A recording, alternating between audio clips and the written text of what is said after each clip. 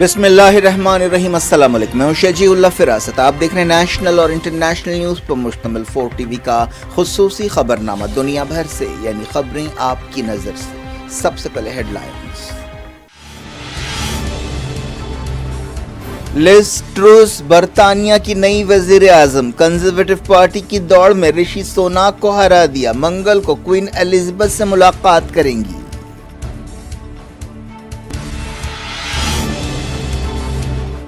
Taxes کم کروں گی، معیار زندگی بہتر بناؤں گی، کامیابی کے بعد لیز ٹروس نے کیا وعدہ، انرجی بلز معاف کر سکتی ہیں۔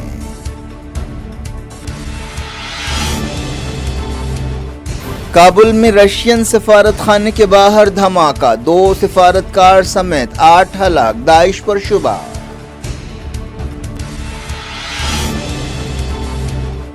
کینیڈا میں چاقو سے حملے کے کئی واقعات، 10 ہلاک 15 زخمی، پولیس کو 2 ملزمین کی تلاش۔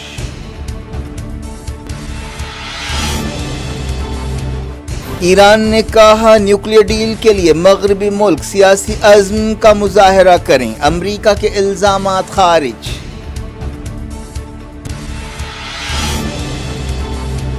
اسرائیلی فوج نے ایک اور فلسطینی نوجوان کو ہلاک کر دیا، تل ابیب کا ڈیلیگیشن صلح کی بات چیت کے لیے ایجپٹ پہنچا۔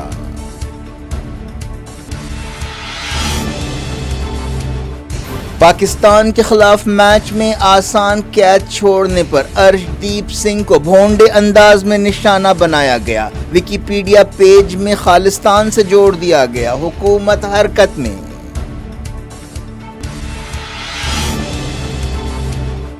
بنگلہ دیشی وزیر اعظم شیخ حسینہ 4 دن کے دورے پر انڈیا پہنچیں، 7 سمجھوتوں پر دستخط ہوں گے۔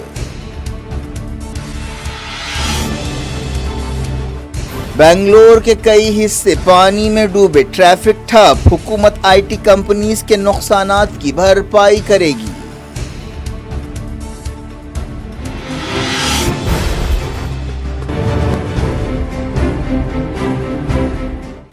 ہیڈ لائنز آپ نے دیکھی، خبروں کی تفصیل کی طرف آپ کو لیے چلتے ہیں۔ لیز ٹروس برطانیہ کی اگلی وزیر اعظم ہوں گی۔ انہوں نے لیڈرشپ کی دوڑ میں انڈین اوریجن رشی سوناک کو شکست دے دی۔ لیز ٹروس نے وعدہ کیا ہے کہ وہ انرجی بلز معاف کریں گی۔ منگل کو نئی وزیر اعظم اسکاٹ لینڈ میں کوئین ایلزابتھ سے ملاقات کریں گی۔ اس طرح برطانیہ میں 2 مہینوں سے جاری سیاسی بحران اور غیر یقینی ختم ہو گئی ہے۔ یہ سیاسی بحران ایک ایسے وقت پیدا ہوا ہے جب برطانیہ اور یورپ کے کئی ملکوں میں انرجی کی قیمتیں آسمان سے باتیں کر رہی ہیں اور ہزاروں لوگ احتجاج کر رہے ہیں۔ یوکرین پر رشیا کے حملے کے بعد پوری دنیا میں، خاص طور پر یورپ میں انرجی کرائسس پیدا ہوا ہے۔ کئی ملکوں میں مہنگائی کی شرح کافی بڑھ گئی ہے۔ تنقیدوں کے درمیان بورس جانسن نے وزیر اعظم کی حیثیت سے استعفے کا اعلان کیا تھا۔ لیز ٹروس 2015 کے بعد سے کنزرویٹو پارٹی کی 4تھی وزیر اعظم ہوں گی۔ اس مدت کے دوران ملک کئی بحرانوں سے دوچار رہا۔ لیز ٹروس ایک ایسے وقت وزیر اعظم بن رہی ہیں جب ملک کو بڑھتے ہوئے اخراجات، صنعتی بے چینی اور ریسیشن کے اندیشوں کا سامنا ہے۔ 47 سالہ لیز ٹروس نے وعدہ کیا ہے کہ وہ جلد سے جلد برطانیہ کی کاسٹ آف لیونگ بحران کو حل کریں گی، لیکن انہوں نے اب تک اپنے منصوبوں کا ٹھوس اعلان نہیں کیا ہے۔ اپنے الیکشن کے بعد لیز ٹروس نے سخت مہم کے ذریعے اچھا مقابلہ کرنے پر رشی سوناک کا شکریہ ادا کیا اور کہا کہ وہ اپنے وعدے پورے کر دکھائیں گی۔ انہوں نے کہا کہ وہ ٹیکسوں میں کٹوتی کا ایک جرأت مندانہ منصوبہ رکھتی ہیں۔ انہوں نے بورس جانسن اور اپنے حامیوں کا شکریہ ادا کیا۔ لیز ٹروس کو پارٹی میں 81,326 ووٹ ملے، جبکہ سوناک کو ملنے والے ووٹ 60,339 تھے۔ 82% سے زیادہ اہل ووٹرز نے ووٹنگ میں حصہ لیا۔ Well, thank you, Sir Graham. It's an honour to be elected as leader of the Conservative and Unionist Party. I'd like to thank the 1922 committee, the party chairman, and the Conservative Party for organising one of the longest job interviews in history. Thank you very much. I'd also like to thank my family, my friends, my political colleagues, and all of those who helped on this campaign. I'm incredibly grateful for all of your support. I'd like to pay tribute to my fellow candidates, particularly Rishi Sunak. It's been a hard-fought campaign. I think we have shown the depth and breadth of talent in our Conservative Party.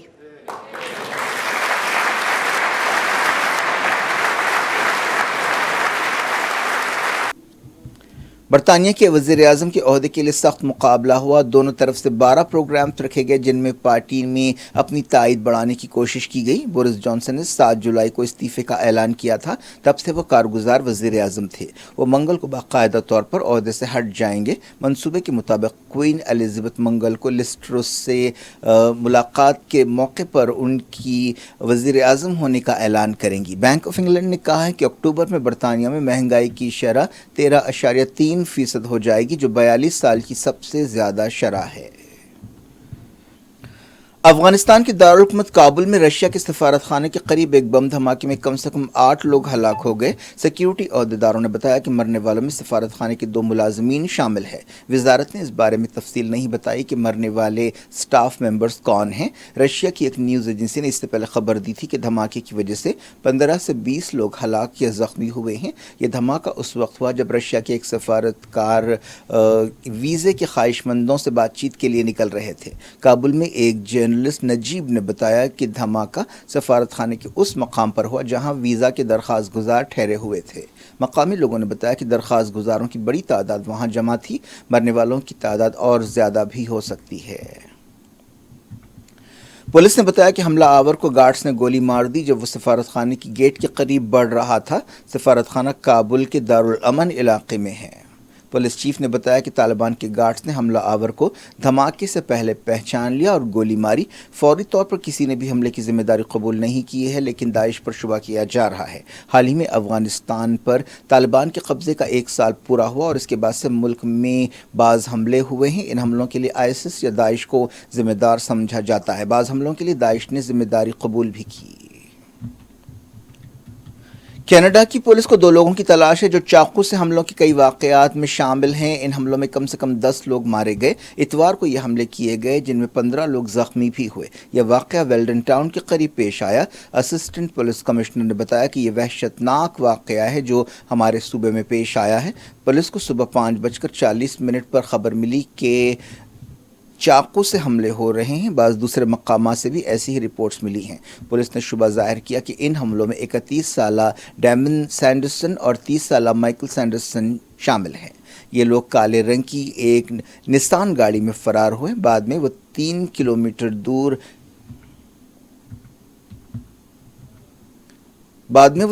Kilometre دور ایک دوسرے مقام پر دیکھے گئے. پڑوسی صوبوں میں بھی تلاش کی جا رہی ہے. ٹیلی ویژن پر ان کی تصویریں جاری کی گئی ہیں. ملزمین کی تلاش کے لیے ہیلی کاپٹرز کا بھی استعمال کیا جا رہا ہے. کینیڈا کے وزیر اعظم جسٹن ٹراڈو نے کہا ہے کہ وہ ان حملوں سے سکتے میں ہیں اور ہل کر رہ گئے ہیں. ٹراڈو نے ایک بیان میں کہا کہ ہم پر ایک غم کا پہاڑ ٹوٹ پڑا ہے. ہم زخمیوں کی جلد صحت یابی کے لیے دعا کر رہے ہیں.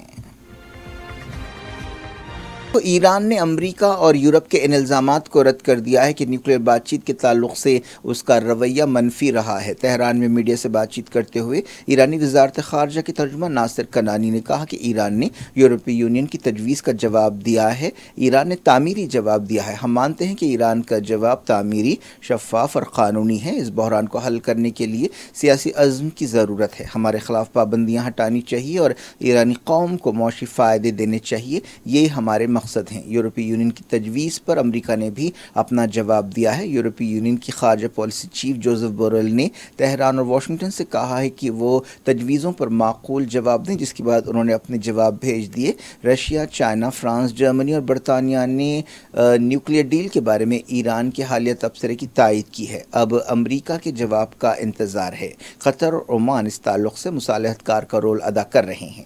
وزارت خارجہ کے ترجمہ ناصر کنانی نے کہا کہ مغربی ملکوں کو خاص طور پر امریکہ کو سیاسی عزم کا مظاہرہ کرتے ہوئے نیوکلیئر ڈیل طے کرنی چاہیے. اسرائیل نے کسی بھی نیوکلیئر سمجھوتے کی مخالفت کو دہرایا ہے اور کہا ہے کہ وہ اب بھی بات چیت پر اثر انداز ہونے کی کوشش کر رہا ہے.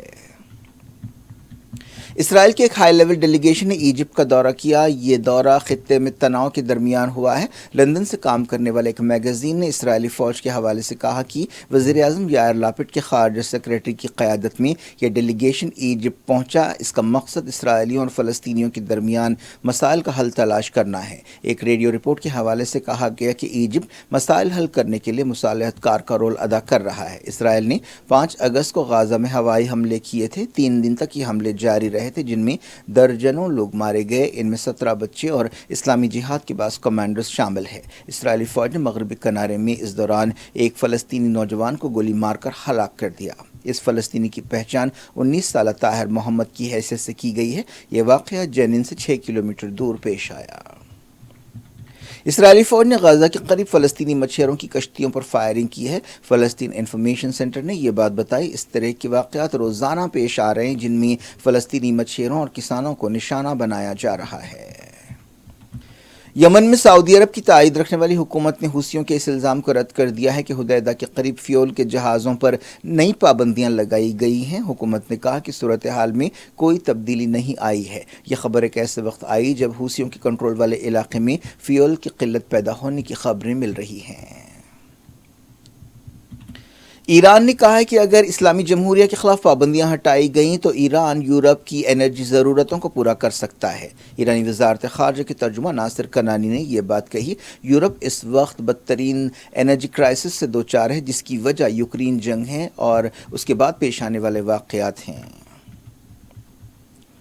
لوٹتے ہیں انڈیا۔ مرکزی حکومت نے ویکیپیڈیا کے عہدیداروں کو طلب کرتے ہوئے سوال کیا کہ کرکٹر ارش دیپ سنگھ کے پیج پر کس طرح جھوٹی معلومات دی گئیں اور انہیں خالصتان تحریک سے جوڑا گیا۔ مرکزی حکومت نے کہا کہ اس طرح کی معلومات سے فرقہ وارانہ ہم آہنگی متاثر ہو سکتی ہے اور کرکٹر کے خاندان کے لیے لا اینڈ آرڈر کے مسائل پیدا ہو سکتے ہیں۔ ایشیا کپ سپر 4 کے میچ میں کل پاکستان کے خلاف ایک کیچ ڈراپ کرنے کے بعد ارش دیپ سنگھ کو سوشل میڈیا پر بھونڈے انداز میں نشانہ بنایا جا رہا ہے۔ اس سے پہلے محمد سمیع کے تعلق سے بھی ایسا ہی کیا گیا تھا۔ ارشدیپ سنگھ کے ویکیپیڈیا پیج پر ہسٹری ایڈٹ کی گئی اور ایک غیر رجسٹرڈ یوزر نے کئی جگہ لفظ انڈیا کو خالصتان سے بدل دیا، لیکن 15 منٹ کے اندر ویکیپیڈیا کے ایڈیٹرز نے کریکشن کر دیا۔ ارشدیپ نے پاکستان کے خلاف میچ میں 18ویں اوور میں آصف علی کا ایک آسان کیچ چھوڑا تھا۔ پاکستان نے اس میچ میں 5 وکٹ سے کامیابی حاصل کی۔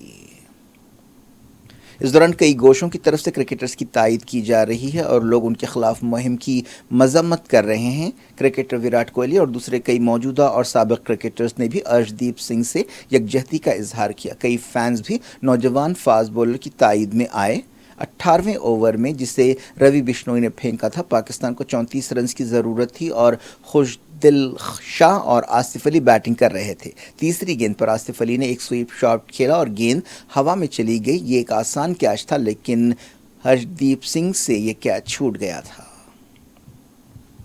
کرناٹک کے بنگلورو میں زبردست بارش ہو رہی ہے جس کی وجہ سے شہر کے کئی علاقے پانی میں ڈوب گئے ہیں۔ ٹریفک کا نظام ٹھپ ہو گیا ہے۔ کئی دفتروں نے ورک فرام ہوم کی اجازت دی ہے۔ عہدیداروں نے بتایا کہ پانی کی سپلائی 2 دن تک متاثر رہے گی۔ کرناٹک کے بعض دوسرے مقامات پر بھی بارش سے سیلاب جیسی صورتحال پیدا ہو گئی ہے۔ چیف منسٹر بسوراج بومائی نے کہا ہے کہ حکومت بارش سے ہونے والے نقصانات کی بھرپائی کے لیے آئی ٹی کمپنیز سے بات چیت کرے گی۔ بنگلہ دیش کی وزیر اعظم شیخ حسینہ 4 دن کے دورے پر انڈیا پہنچیں۔ اس دورے کے دوران انڈیا اور بنگلہ دیش کے درمیان 7 سمجھوتوں پر دستخط کیے جائیں گے۔ وہ منگل کو وزیر اعظم نریندر مودی سے ملاقات کریں گی۔ شیخ حسینہ صدر جمہوریہ دروپدی مرمو اور نائب صدر جگدیپ دھنکر سے بھی ملیں گی۔ وزیر خارجہ ایس جے شنکر بھی ان سے ملاقات کریں گے۔ بنگلہ دیش کی وزیر اعظم نے اس سے پہلے اکتوبر 2019 میں نئی دہلی کا دورہ کیا تھا۔ اس کے علاوہ بنگلہ دیش کی آزادی کے 50 سال پورے ہونے کے موقع پر ہونے والی تقریبات میں وزیر اعظم نریندر مودی اور اس وقت کے صدر جمہوریہ رام ناتھ کووند نے بنگلہ دیش کا دورہ کیا تھا۔ جموں کشمیر کے چیف الیکٹورل آفیسر نے ووٹر لسٹ کے بارے میں ایک آل پارٹی میٹنگ بلائی ہے۔ تمام بڑی سیاسی پارٹیوں کو اس میٹنگ میں حصہ لینے کی دعوت دی گئی۔ جموں کشمیر میں ووٹر لسٹ پر ایک تنازع پیدا ہو گیا ہے۔ ایسے اشارے ملے ہیں کہ 25 لاکھ نئے ووٹرز شامل ہوں گے جن میں غیر مقامی ووٹرز بھی ہوں گے۔ کشمیر کی مین سٹریم سیاسی پارٹیاں خاص طور پر گپکار اتحاد میں شامل جماعتیں اسے ناقابل قبول قرار دے رہی ہیں۔ کیا کچھ ہو رہا ہے آپ کی دنیا میں؟ آخر میں ہیڈ لائنز دنیا بھر سے ایک بار پھر دیکھتے ہیں۔ लिज ट्रूस برطانیہ کی نئی وزیر اعظم، کنزرویٹو پارٹی کی دوڑ میں رشی سوناک کو ہرا دیا، منگل کو کوئین ایلزابتھ سے ملاقات کریں گی۔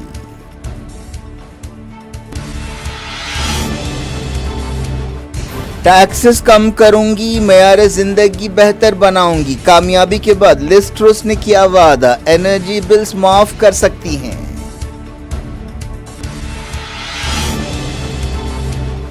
کابل میں رشین سفارت خانے کے باہر دھماکہ، 2 سفارتکار سمیت 8 ہلاک، داعش پر شبہ۔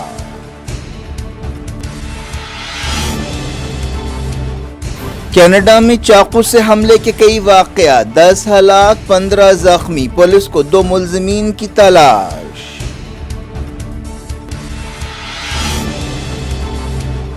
ایران نے کہا نیوکلیئر ڈیل کے لیے مغربی ملک سیاسی عزم کا مظاہرہ کریں، امریکہ کے الزامات خارج۔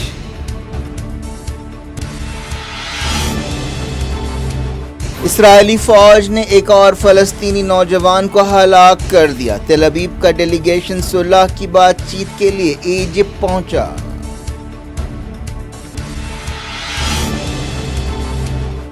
پاکستان کے خلاف میچ میں آسان کیچ چھوڑنے پر ارشدیپ سنگھ کو بھونڈے انداز میں نشانہ بنایا گیا، ویکیپیڈیا پیج میں خالصتان سے جوڑ دیا گیا، حکومت حرکت میں۔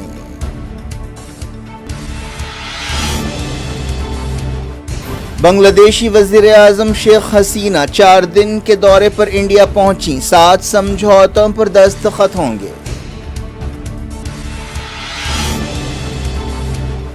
بنگلور کے کئی حصے پانی میں ڈوبے، ٹریفک ٹھپ، حکومت آئی ٹی کمپنیز کے نقصانات کی بھرپائی کرے گی۔